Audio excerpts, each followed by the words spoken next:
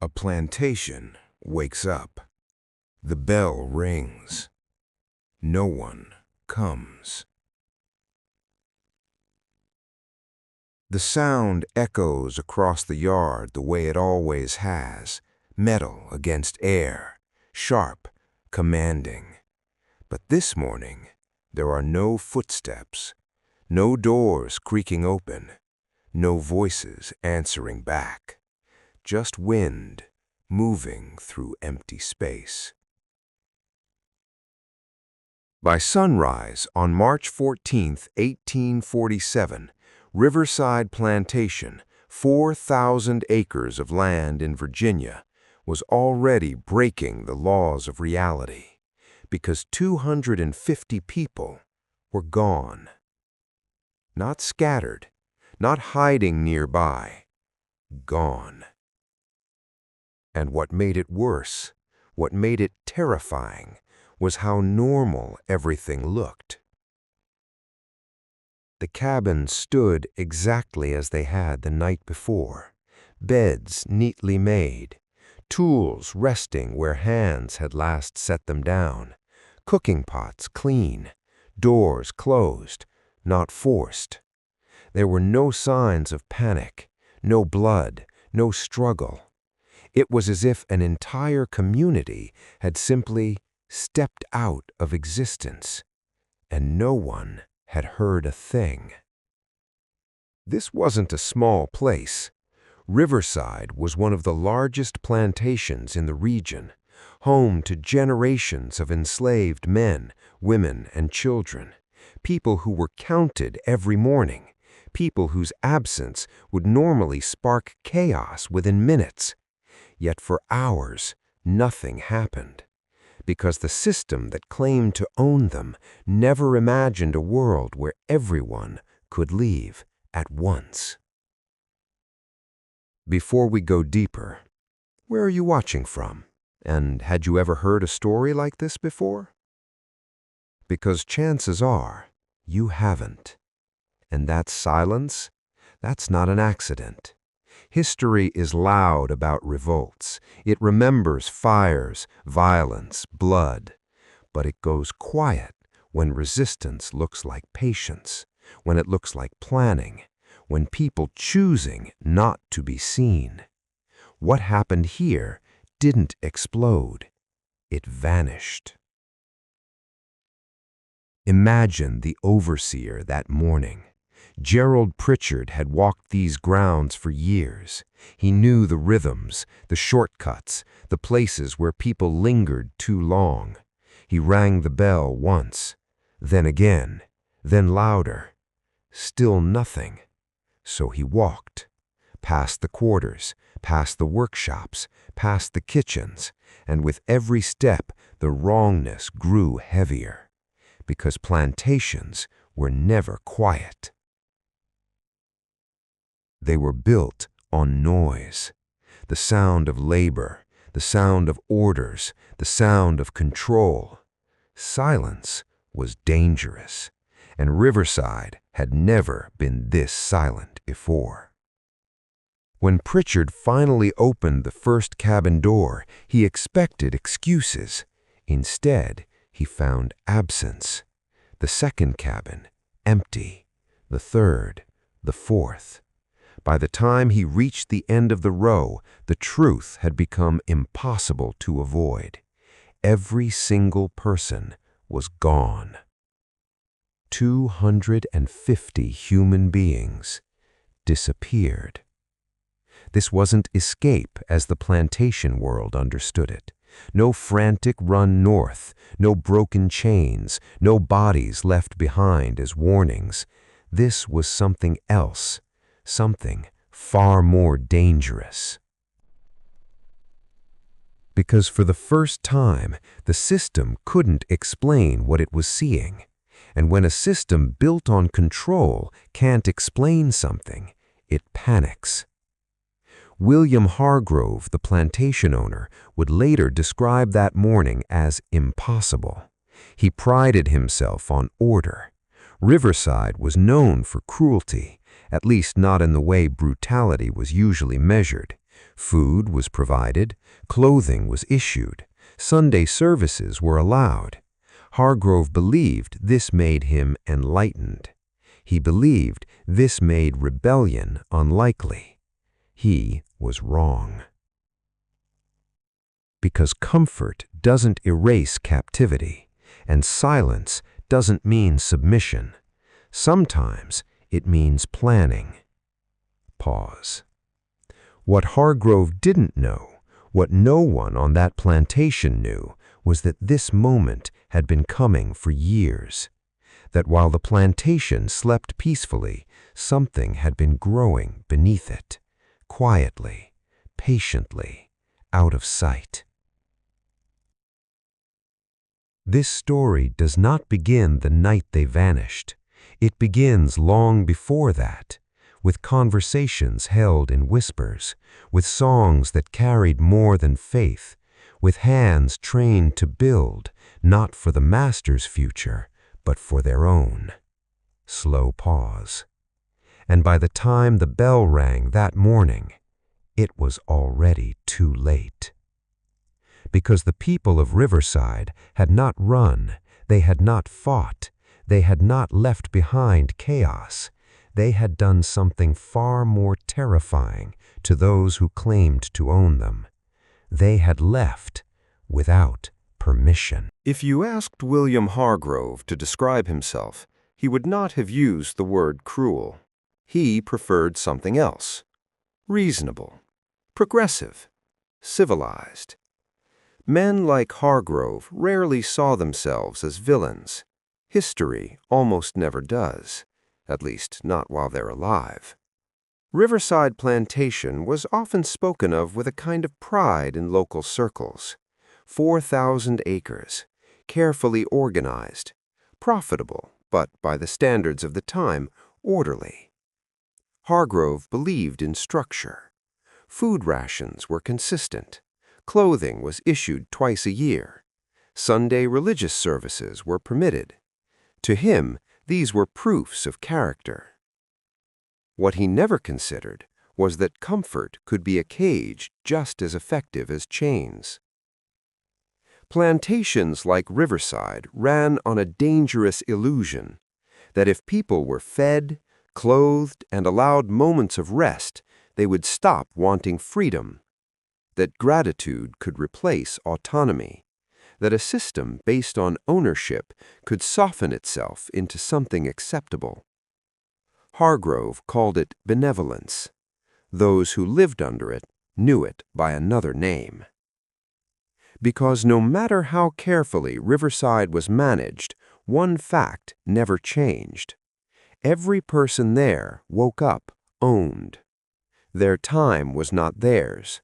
Their families were not fully theirs. Their future could be sold with ink and a signature. No amount of clean clothing erased that truth. And that truth shaped everything. Riverside functioned like a machine. Morning bells, assigned labor, strict divisions of skill. Carpenters built, blacksmiths forged, cooks prepared food for both the quarters and the main house. The plantation ran efficiently because the people forced to sustain it were highly skilled. Skilled enough to understand systems, skilled enough to recognize weaknesses. This was the lie at the heart of kind ownership, that enslaved people were dependent, that they lacked foresight, that structure flowed only one way, from the top down. In reality, Riverside was full of planners, observers, people who watched closely and remembered everything. They watched how guards rotated, which paths were rarely used, which tools went missing without being noticed. They listened, they learned, and they understood something Hargrove never did. That the more orderly a system becomes, the easier it is to predict. Predictability is comfort for those in power. It is opportunity for those without it. The greatest violence of plantations like Riverside wasn't daily brutality. It was certainty. Certainty that tomorrow would look exactly like today. Certainty that nothing would ever change. Certainty that escape was impossible. That certainty kept people still. Until it didn't. What Hargrove failed to notice was that his so-called generosity created something unexpected: movement. Because Riverside was large, because people were trusted with responsibility, because specialists were allowed to work independently, information traveled. And where information moves freely, ideas follow, including dangerous ones. There were no secret meetings announced, no grand speeches, no moment where rebellion declared itself. Instead, resistance at Riverside was quiet. It sounded like conversation, like advice shared between elders, like songs sung a certain way, slightly altered, slightly wrong. Enough to mean something, but only to those who knew how to listen. Hargrove saw prayer. They heard instruction. Hargrove saw routine. They saw rehearsal. And all of it unfolded beneath a system that believed itself humane. This is why the disappearance shocked everyone, because the plantation hadn't been ruled through terror, it had been ruled through complacency. And complacency blinds. When Hargrove stood in those empty quarters that morning, he believed something had gone wrong suddenly. A riot, an outside influence, a betrayal from beyond the plantation. What he could not accept was the truth, that nothing had gone wrong. Everything had gone exactly as planned. Just not by him. Because while Riverside appeared peaceful on the surface, beneath it something had been forming. Not anger, not chaos, but coordination. And the people Hargrove believed he understood so well were already thinking several years ahead of him. Plantations were built on a dangerous assumption that the people forced to live on them were interchangeable, that names didn't matter, that history didn't matter, that skills existed only to serve the owner. Riverside believed this too, and because of that belief, it never truly saw the people who lived there. But freedom at Riverside didn't begin as an idea. It began as people. Samuel was one of the oldest men on the plantation. Born on the African continent, long before Riverside existed, he carried a kind of memory no ledger could record. He remembered stars that didn't belong to Virginia, plants that healed instead of harmed, stories passed mouth to ear, never written, never lost. To the plantation, Samuel was an elder. To the community, he was something else, a map. Samuel knew how to navigate by the sky. He could look at darkness and understand direction.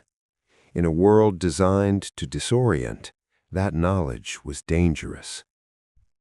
Marcus was younger, strong, steady, precise. He was the head carpenter, trusted, valued, relied upon. He built frames, doors, supports. He repaired structures so well that they seemed invisible once finished. What Riverside never realized was that Marcus didn't just build what he was told. He studied what he built. Angles, weight, pressure. He understood how things stood and how they could collapse, and more importantly, how they could exist unseen. Denina worked in the kitchens. That meant access, not just to food, but to information. She moved between spaces others were rarely allowed to enter. She heard conversations not meant for her. She noticed what was wasted, what was surplus, what could be preserved. To the plantation, she was a cook. To the community, she was a distributor. Every grain saved, every scrap preserved, every meal planned not just for today, but for someday. Bah. Ruth was known as a spiritual woman. She led hymns. She spoke softly. She was never disruptive. She was trusted. That trust gave her a voice, and she understood something powerful, that words didn't have to be spoken plainly to be understood. Songs could carry meaning. A verse repeated too slowly, a word stressed just slightly longer than usual, a hymn chosen for its message, not its melody. Faith became language, and language became coordination. Esther was a midwife and healer. She had brought children into the world and kept others alive when medicine was scarce. She knew which plants soothed pain, which stopped bleeding, which calmed fear.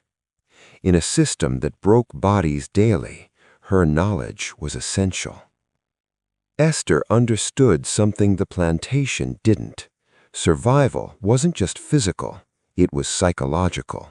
Plantations were built on a dangerous assumption, that the people forced to live on them were interchangeable, that names didn't matter, that history didn't matter, that skills existed only to serve the owner. Riverside believed this too, and because of that belief, it never truly saw the people who lived there. But freedom at Riverside didn't begin as an idea. It began as people. Samuel was one of the oldest men on the plantation. Born on the African continent long before Riverside existed, he carried a kind of memory no ledger could record. He remembered stars that didn't belong to Virginia, plants that healed instead of harmed, stories passed mouth to ear, never written, never lost. To the plantation, Samuel was an elder. To the community, he was something else, a map. Samuel knew how to navigate by the sky. He could look at darkness and understand direction. In a world designed to disorient, that knowledge was dangerous. Marcus was younger, strong, steady, precise. He was the head carpenter, trusted, valued, relied upon. He built frames, doors, supports. He repaired structures so well that they seemed invisible once finished. What Riverside never realized was that Marcus didn't just build what he was told, he studied what he built. Angles, weight, pressure. He understood how things stood and how they could collapse, and more importantly, how they could exist unseen. Danina worked in the kitchens. That meant access, not just to food, but to information. She moved between spaces others were rarely allowed to enter. She heard conversations not meant for her. She noticed what was wasted, what was surplus, what could be preserved. To the plantation, she was a cook. To the community, she was a distributor. Every grain saved, every scrap preserved, every meal planned not just for today, but for someday. Ruth was known as a spiritual woman. She led hymns. She spoke softly. She was never disruptive. She was trusted. That trust gave her a voice, and she understood something powerful, that words didn't have to be spoken plainly to be understood. Songs could carry meaning. A verse repeated too slowly, a word stressed just slightly longer than usual, a hymn chosen for its message, not its melody. Faith became language, and language became coordination. Esther was a midwife and healer. She had brought children into the world and kept others alive when medicine was scarce. She knew which plants soothed pain, which stopped bleeding, which calmed fear. In a system that broke bodies daily, her knowledge was essential. Esther understood something the plantation didn't. Survival wasn't just physical, it was psychological. These people were never listed together, never recorded as anything more than labor, but they formed something the plantation could not see, a network. No single person held the whole plan. That was intentional. Knowledge was shared carefully, purposefully, because safety lived in fragmentation. Everyone knew their part. No one knew everything, except time. Over years, trust was tested, not through speeches, but through consistency. Who kept quiet? Who noticed details? Who could be relied upon when nothing seemed urgent? Because urgency attracts attention. Patience does not. What Riverside never understood was this: the plantation thought it was watching people, but the people were watching the plantation. And they were learning. They learned which nights were loud enough to hide other sounds, which seasons softened the earth, which routines never changed. They learned that systems don't fail from external pressure, they fail from internal precision. And eventually, a question began to form, not spoken loudly, not shared widely, just passed carefully from one trusted voice to another. What if escape didn't mean running? What if it meant staying just long enough to disappear? That question would change everything, because once people begin to imagine freedom in new ways, the old rules stop working. For generations, escape had meant one thing: north. Always north. Follow the rivers. Follow the stars. Follow rumors of freedom whispered from mouth to mouth.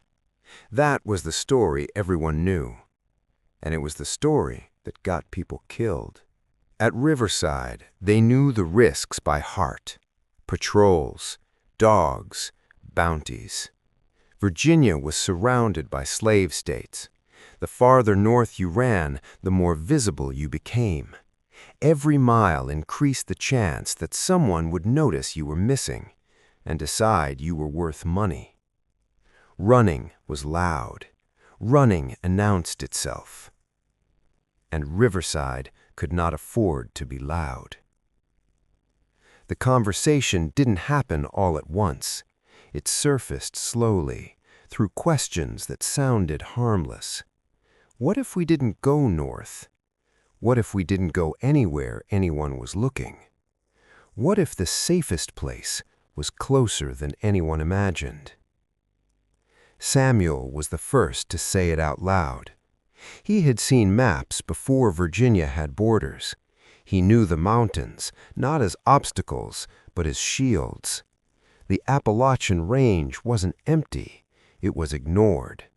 Too rough, too remote, too difficult to control. That made it dangerous to pursue. And safe to hide.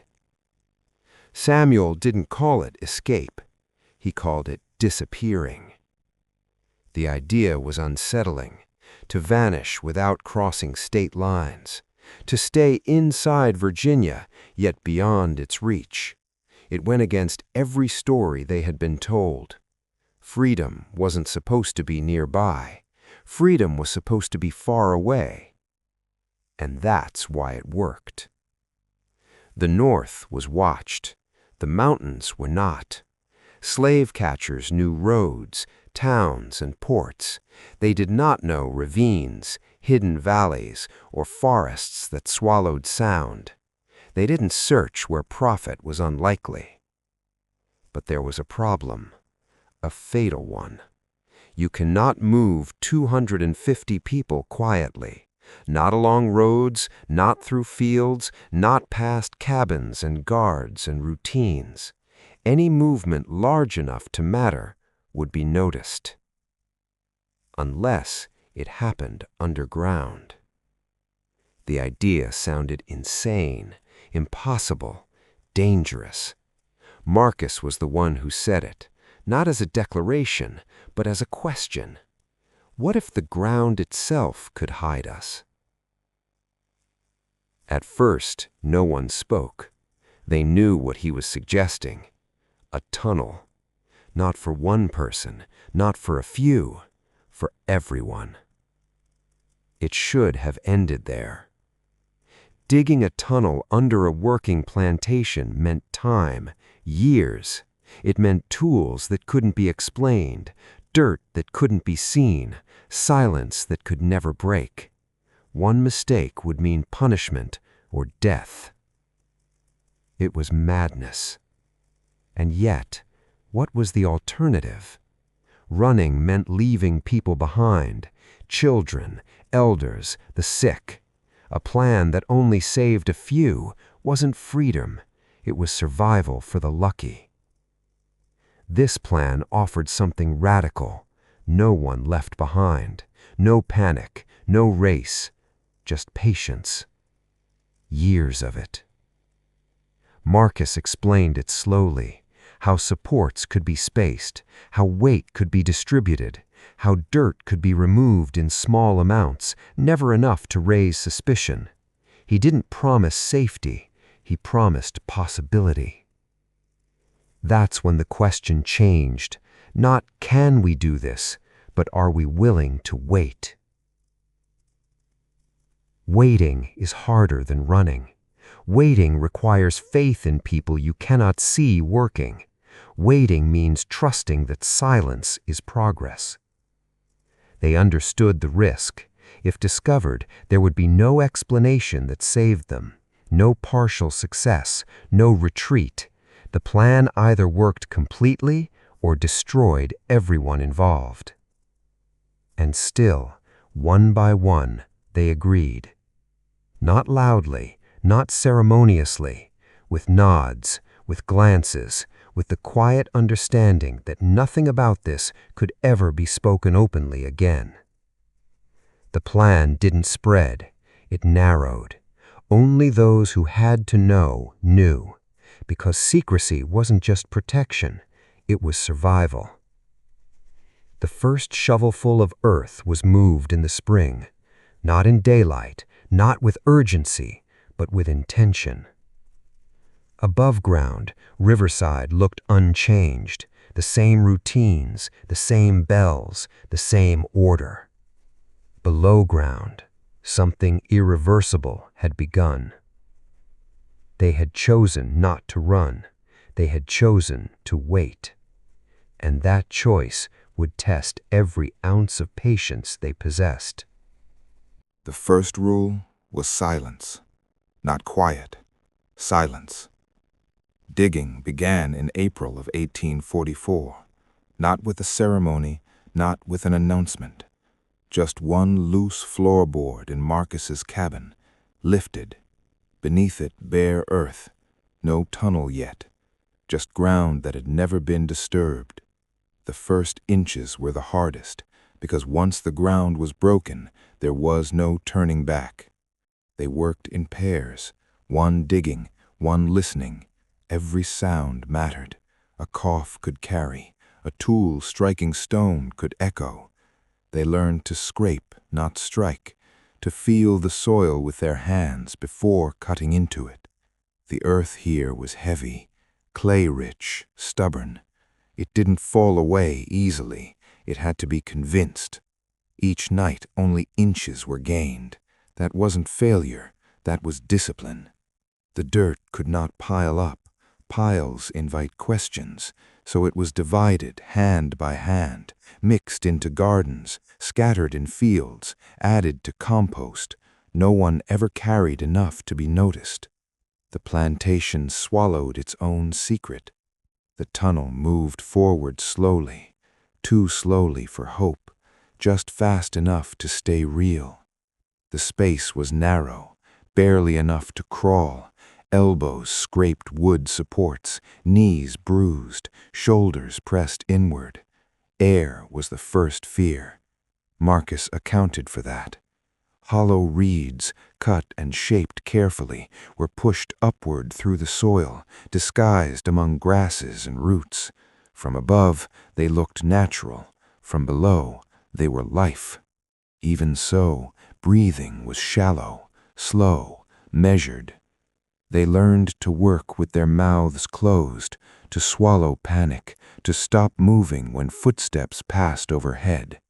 Sometimes those footsteps were Harrove himself. Imagine it, a man standing above the ground, discussing crops, profits, future plans, while directly beneath his feet, freedom was being carved out of dirt. The tunnel demanded patience, and it took payment in pain. Hands blistered, nails cracked, muscles tightened until sleep brought no relief. But no one complained loudly. Sound was currency, and they could not afford to spend it. Esther treated injuries quietly, poultices for inflammation, herbs to prevent infection, no marks that raised suspicion. Even healing had to be invisible. Months passed, then years. The tunnel became real in their minds before it ever became long, a place you imagined even when you weren't inside it, a promise you carried during daylight labor. Marcus measured progress by supports. Each wooden frame placed meant stability, and stability meant survival. The tunnel curved, not straight. Straight lines are predictable. Curves hide intention. There were moments when the earth shifted, when soil loosened unexpectedly, when breath stopped, not from fear, but from calculation. Is this collapse or settling? They waited, always waited. If someone panicked, the tunnel would claim them, so they learned control of breath, of thought, of fear. The tunnel did something unexpected. It changed time. Days above ground were ownership. Nights below ground were purpose. Each inch dug was a refusal. Each support placed was a declaration, not spoken, but real. No songs were sung down there, no prayers spoken aloud, only listening. Because if the world above ever heard them, it would end. By the third year, the tunnel was no longer a theory. It stretched far enough that light from the entrance disappeared behind them. Darkness became constant, and still they kept digging. They did not know the exact night it would be used. They only knew one thing. When that night came, there would be no second chance. 4 years is a long time to hold your breath. Not all at once, but piece by piece. From the outside, Riverside did not change. The same bells rang, the same fields were worked, the same faces were counted every morning. Time moved forward. Nothing appeared different. That was the point. Silence was no longer the absence of sound. It was a discipline. No one talked about the tunnel in daylight. Not in cabins, not in the fields, not in glances that lingered too long. Secrecy meant erasing urgency from your face. Urgency draws attention. Patience dissolves it. People learned to move exactly as expected. To complain when complaint was normal. To laugh when laughter was expected. To show fatigue in the same ways they always had. No sudden changes. No quiet miracles. Because change invites inspection. This was harder than digging. Because digging happened at night. Silence had to exist all day. Every conversation was measured. Every word weighed. Information moved the way water does, slowly, carefully, following only the paths that already existed. Nothing new was created. Everything was hidden inside what already was. Denina continued cooking, but portions shifted.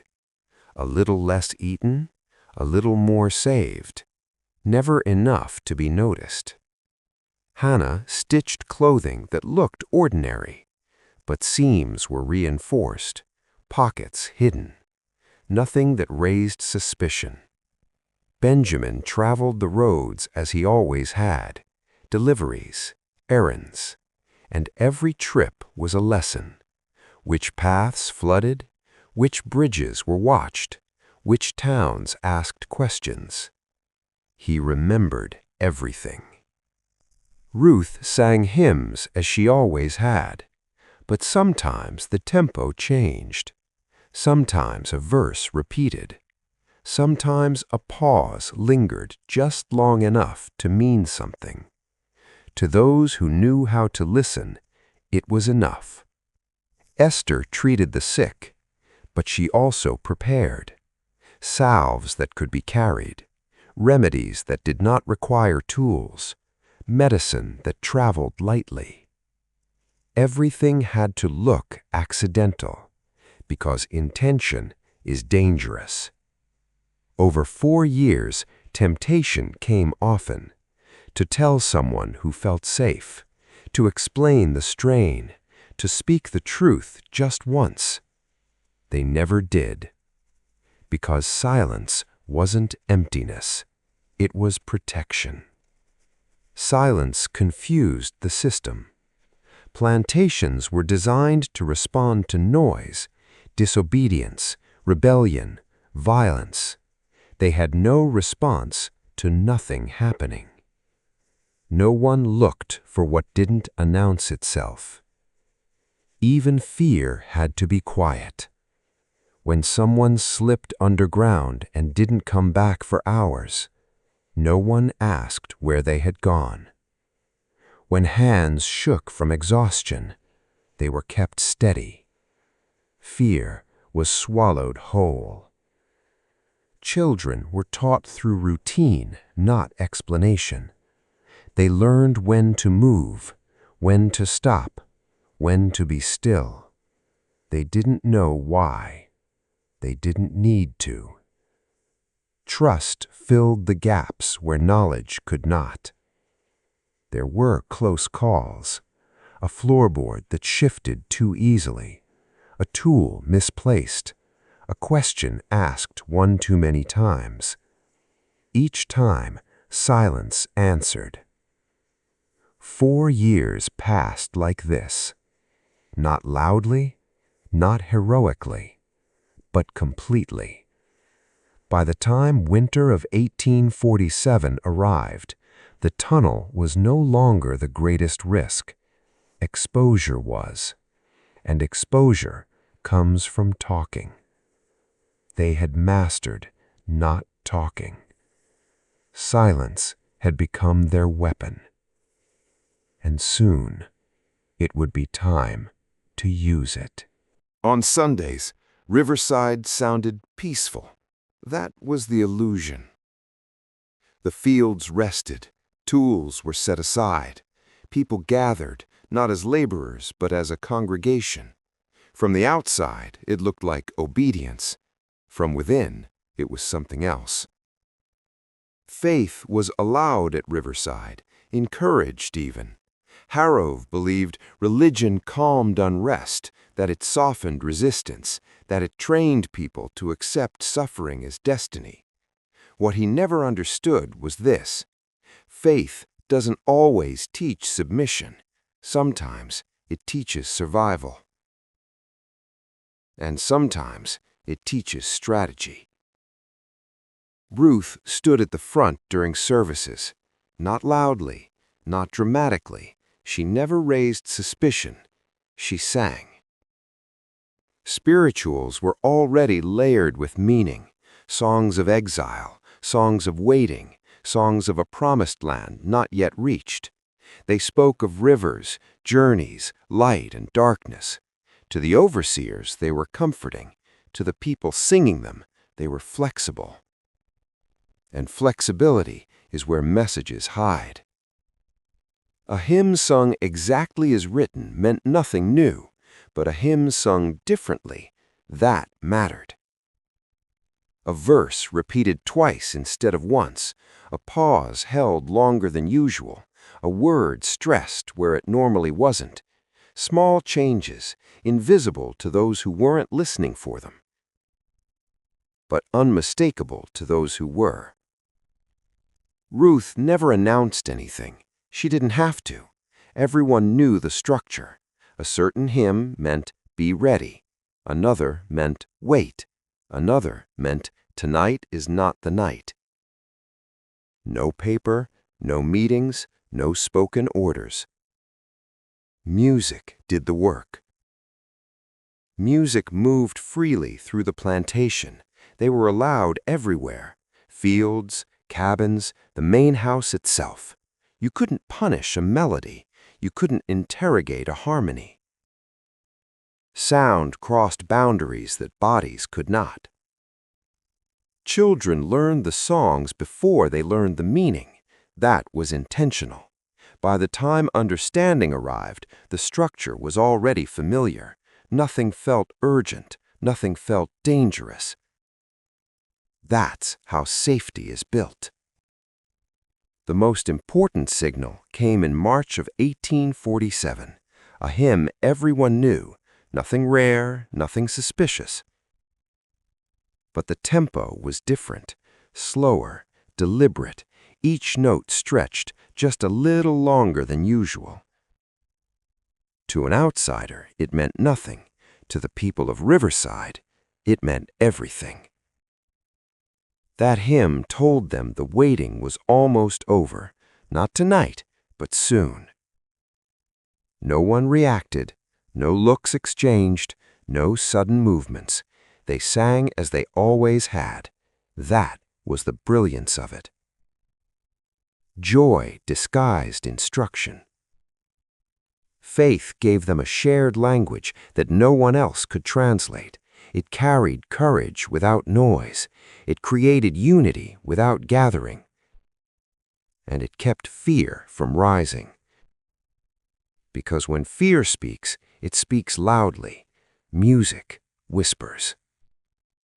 The plantation thought it was witnessing devotion. What it was actually witnessing was coordination. By the time the final hymn ended that Sunday, everyone knew what was coming. No one said a word. Silence took over again.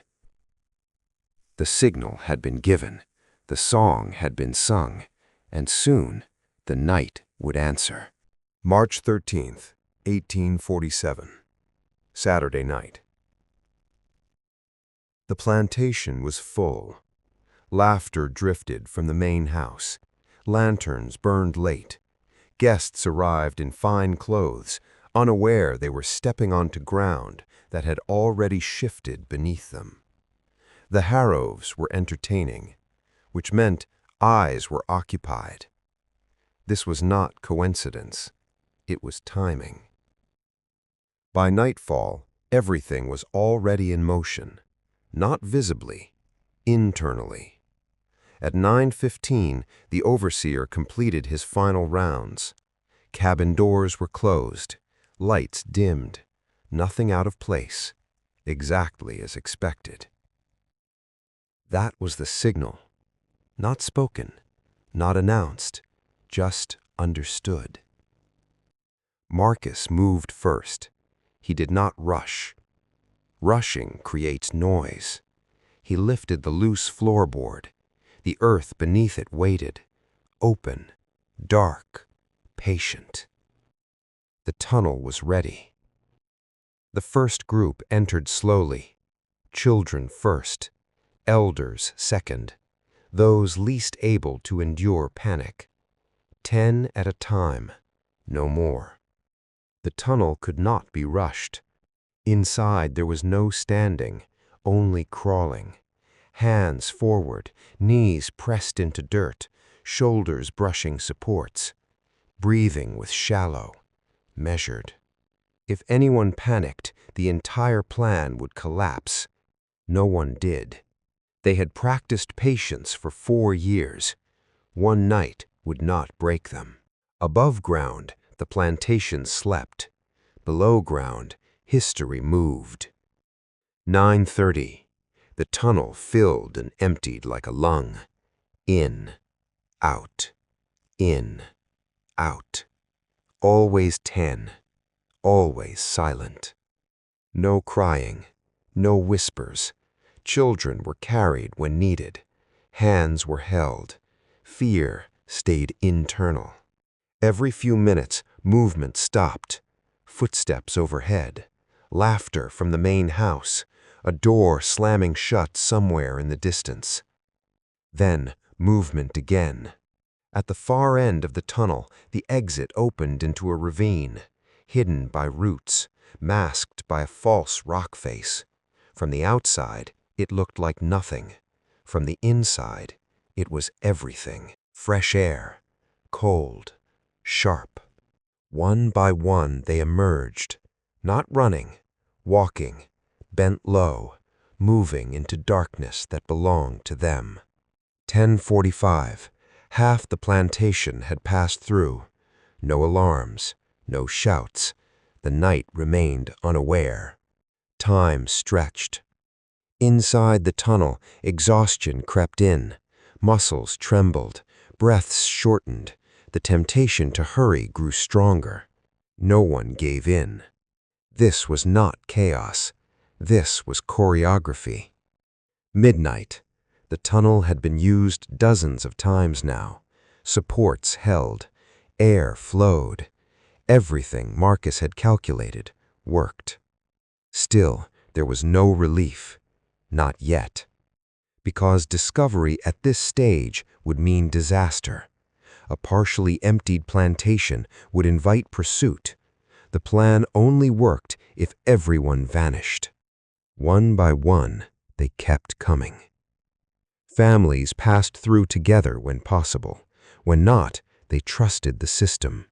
Trust replaced fear. At 2:15 in the morning, only a few remained.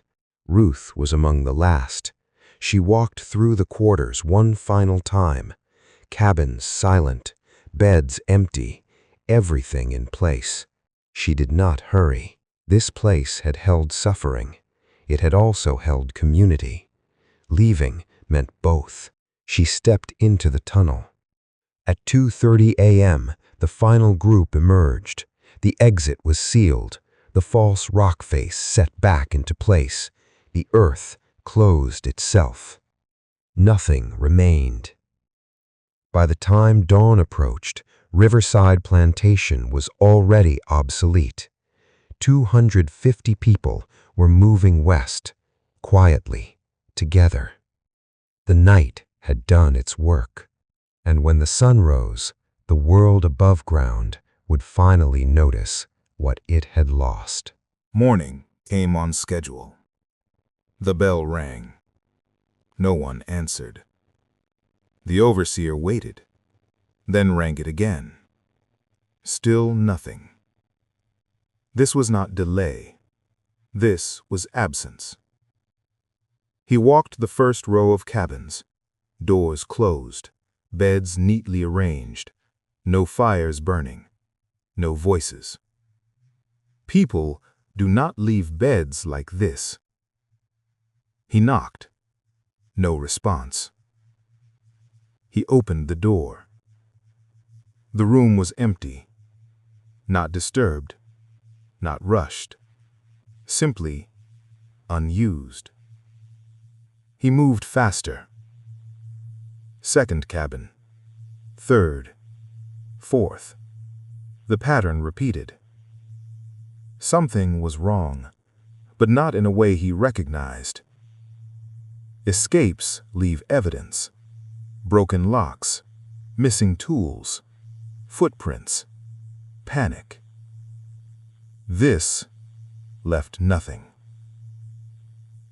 By the time he reached the far quarters, his steps had changed. Shorter, quicker. He began opening doors without knocking. Still, nothing. No people, no blood, no struggle. The plantation had been emptied carefully. He ran. The main house was already stirring, servants moving, breakfast being prepared, normality asserting itself. He stopped the first owner he saw. They're gone. At first, the words meant nothing. Gone where? Gone how? Gone when? No one had answers. Search parties were formed. Dogs were brought. Men were armed. The fields were scanned. Nothing. No broken fences, no cut ropes, no signs of flight. The dogs failed first. They circled, sniffed, stopped. There was no scent to follow. Panic set in, not among the missing, but among those left behind. A plantation without labor is not a home. It is a liability. The owners argued.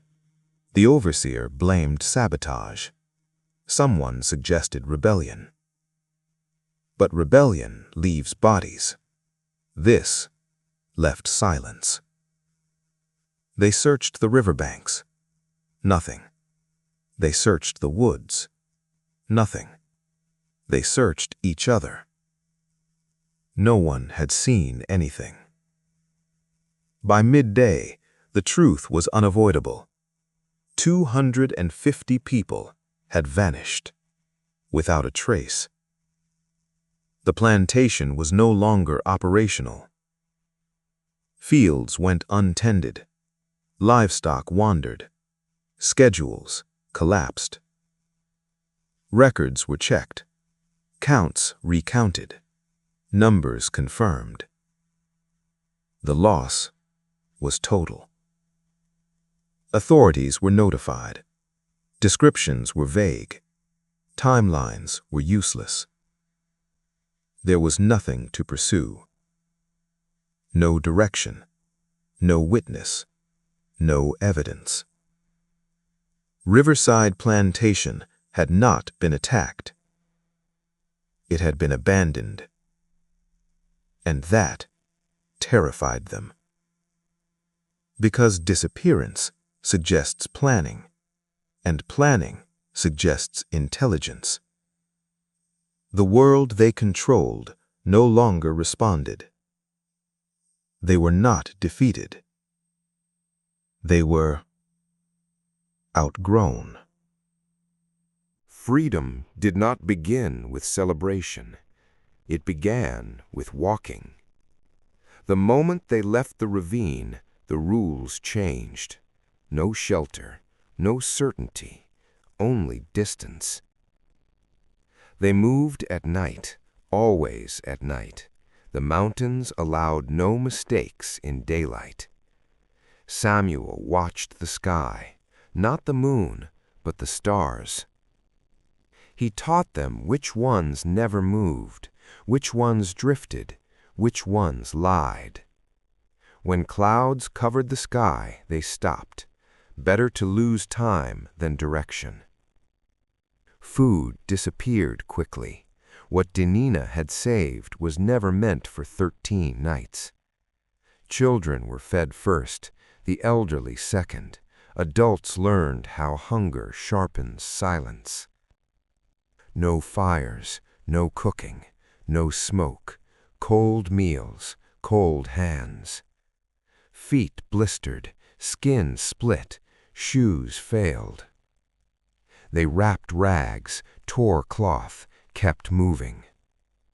Esther treated what she could: roots, poultices, bark, prayer when medicine ran out. No one complained. Complaints attract attention. They crossed streams upstream, never downstream. Benjamin insisted. Dogs follow scent carried by water. They erased themselves as they went. Fear never left them. It walked beside them. Every snapped branch sounded like pursuit, every owl call like a signal. But no one turned back, not once. They had already passed the point of return. On the fifth night, a child cried, just once. The mother pressed him into her chest, hummed without sound. Ruth later said that was the hardest moment. Not fear, not hunger, the effort to remain invisible. Let me ask you something. Would you have survived this journey? What would scare you the most, hunger, darkness, or knowing you couldn't turn back? By the seventh night, they were deep enough that roads disappeared. So did certainty. The mountains do not welcome visitors, they test them. Steep climbs stole breath, descents punished knees. They learned to move slowly, efficiency replaced speed. No wasted steps, no wasted words. On the ninth night, they saw a distant fire, someone else's. They detoured hours out of the way, better to lose strength than secrecy. Rain came on the 11th night, cold, relentless.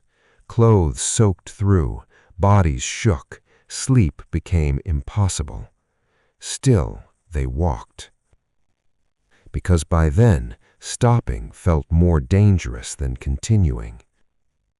The children stopped asking questions. They sensed it.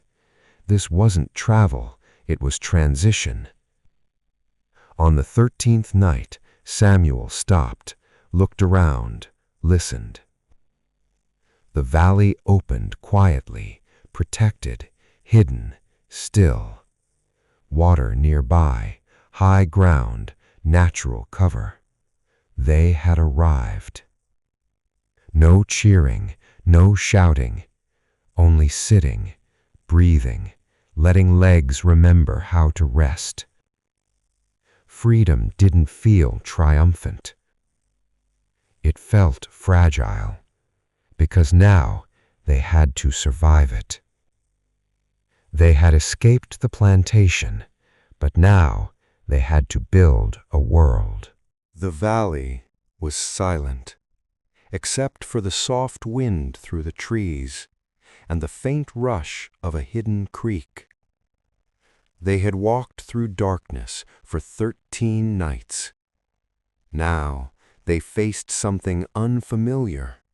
Light, fresh air, freedom that didn't hide behind the weight of ceilings and walls.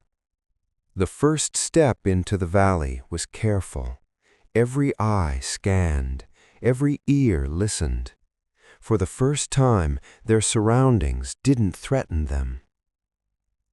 Samuel led the way. He knew what to look for: natural shelters, hidden slopes, streams that could provide water and wash away traces. Marcus surveyed the land. A carpenter by trade, he began imagining spaces, cabins tucked into hillsides, workshops hidden among trees, paths that curved like whispers. Dinina gathered supplies: roots, herbs, water, edible plants, everything to sustain the group. She had saved enough from Riverside to feed everyone for days. And slowly, the people began to build. Structures rose quietly, not in haste, not flashy, but solid, sustainable, hidden. Every cabin placed to avoid sight lines, every fire carefully shielded, every pathway mapped in secrecy. Ruth organized the community, teaching children songs that carried messages for survival, navigation, and warning. Not hymns for worship this time, but for cohesion. Esther tended the sick, the elderly, the children. She transformed what had been scarcity into preparation: medicine, food and shelter became their pillars.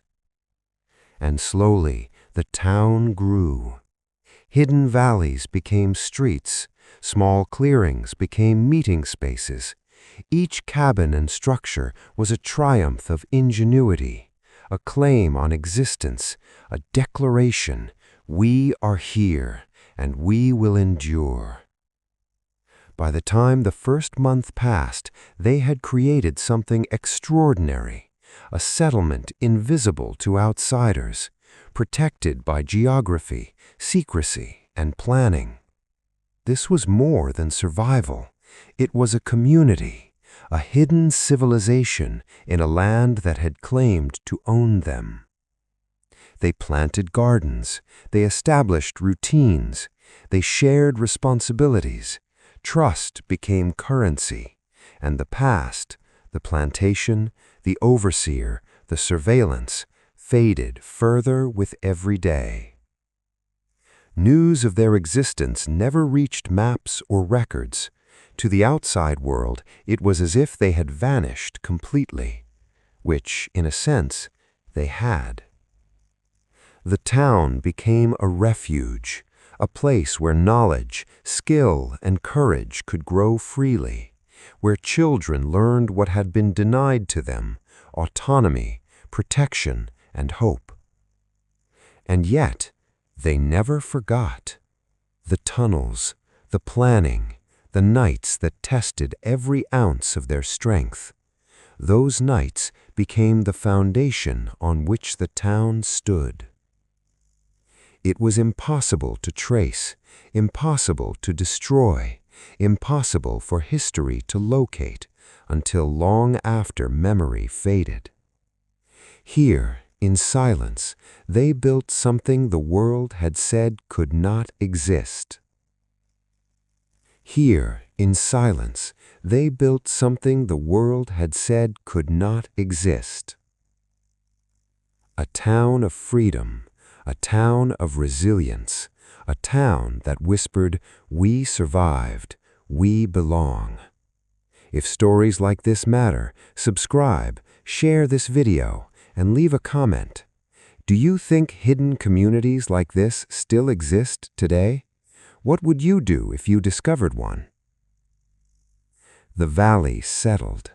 The wind carried only the sound of life, soft, continuous, unbroken. And the people who had disappeared from Riverside had finally arrived somewhere that no one could claim. A hidden town, a hidden history, a quiet triumph. The town existed, but not on maps, not in records, not in textbooks. Pause. To outsiders, it never existed. A phantom, a whisper of possibility. And yet, memory held it. Memory carried the story of a people who vanished from ownership, who claimed their own space. Pause. Stories passed quietly, from parent to child, from elder to elder. Some claimed they saw remnants of the settlement decades later. Old foundations, fallen cabins, paths overgrown by time. But nothing official recorded it, nothing confirmed. Pause. Silence had protected them once. It protected them still. History is written by those who survive to tell it, and sometimes survival means hiding. Pause. Maps forgot them, officials ignored them, even descendants scattered. Yet the memory remained in stories whispered on winds, in songs learned in secret, in traditions adapted quietly. It is said that hidden truths like this are everywhere, waiting for someone to notice, waiting for someone to remember. And maybe that someone is you. If stories like this deserve to be remembered, subscribe, share this documentary, and tell me, How many truths do you think are still buried? Pause for effect. Let viewers reflect before continuing. The town faded from maps, from memory of outsiders. Pause. But not from those who lived it, not from the echoes of songs sung beneath the stars, not from the quiet courage that carried them through tunnels and mountains. History did not erase them, it simply made them invisible. Pause. Long.